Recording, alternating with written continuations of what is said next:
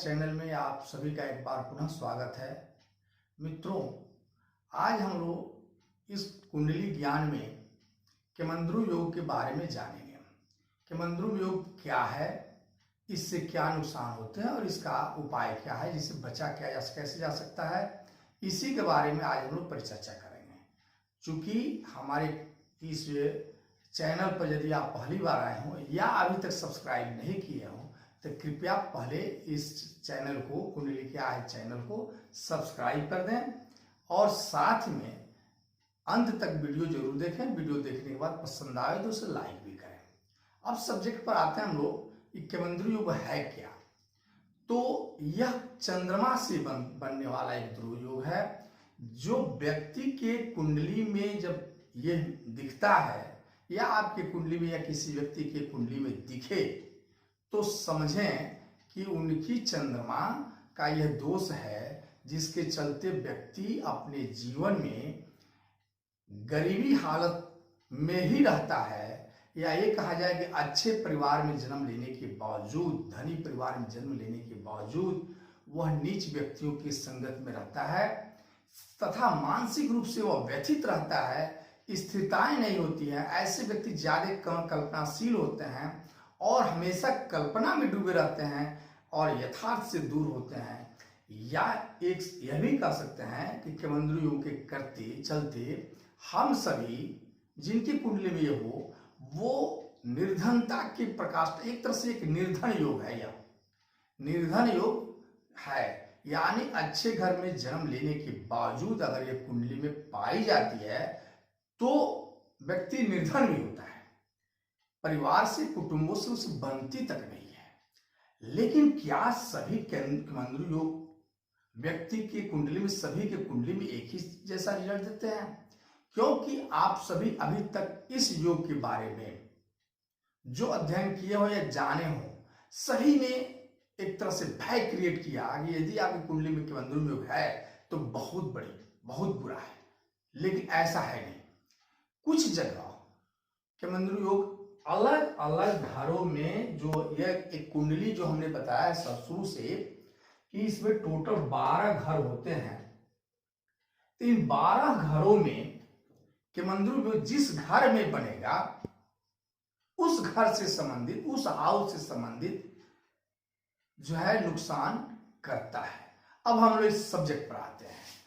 चंद्रमा से बनने वाला योग केमंद्रु योग, जैसे मान लीजिए कि लग्न में ही चंद्रमा है, तो जब चंद्रमा जहां बैठे हों कुंडली में, उनके अगल बगल यानी चंद्रमा से दूसरे और चंद्रमा से 12वें घर में कोई ग्रह न दिखता हो, चंद्रमा अकेले हो राहु केतु को छोड़कर, तो केमंद्रु योग कुंडली में बन जाता है।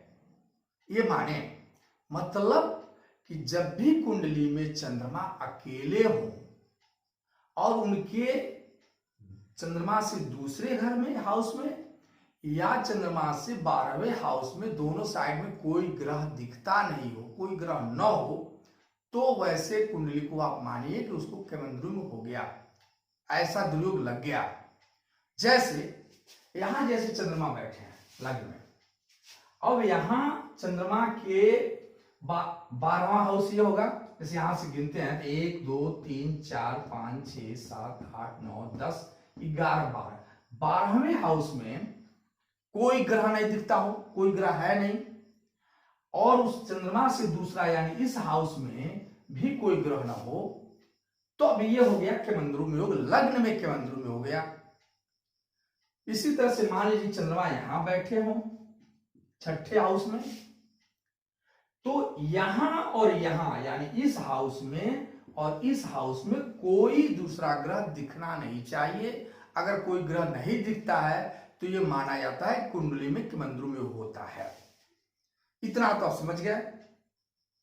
तो अब ये जाने कि जब आप जान गए कि केमंद्रु योग कैसे बनता है, तो ये भी जाने कि भैया केमंद्रु योग से होता क्या दुष्परिणाम हो सकते हैं। तो देखिए, जब चंद्रमा जहां बैठा होगा जिस राशि में बैठा होगा। अब तो जानते हैं राशि, टोटल राशियां कुंडली में जो है 12 राशियां होती हैं। जो अंक लिखे होते हैं ना, वो उस राशियों का अंक होते हैं। जैसे मान लीजिए हम यहां से अब काल पुरुष की कुंडली को ले लें, तो यहाँ 1 होगा, यहाँ 2 होगा, यहाँ 3 होगा, यहाँ 4 होगा, यहाँ 5 होगा, यहाँ 6 होगा, यहाँ 7 होगा, यहाँ 8 होगा, यहाँ 9, 10, 11 और ये 12। अब ये पहले ही बताया जा चुका है कि 1 का मतलब कि ये मेष राशि है, 2 वृषभ राशि हो गए, ऐसे ही है। अब चंद्रमा यहां बैठे हो लग्न में यानी मेष राशि में, तो सबसे पहले चंद्रमा यहां अगर केमंद्रु योग लगाते हैं तो सबसे पहले तो व्यक्ति के लग्न को प्रभावित करेंगे। अब लग्न प्रभावित क्या करेंगे, होगा तो क्या होगा, ऐसा व्यक्ति बीमारियों से ग्रसित होगा, मानसिक रूप से पीड़ित होगा, अच्छे घर में जन्म लेने के बाद भी गरीबी हालत में व्यतीत होगा। ये लग्न शरीर को, आपके चरित्र को, आपके स्वभाव को बिगाड़ देने वाला है। तो सबसे पहले तो इस हाउस को बिगाड़ेंगे चंद्रमा। दूसरी, जिस हाथ जिनकी दृष्टि होगी उस घर को बिगाड़ते हैं।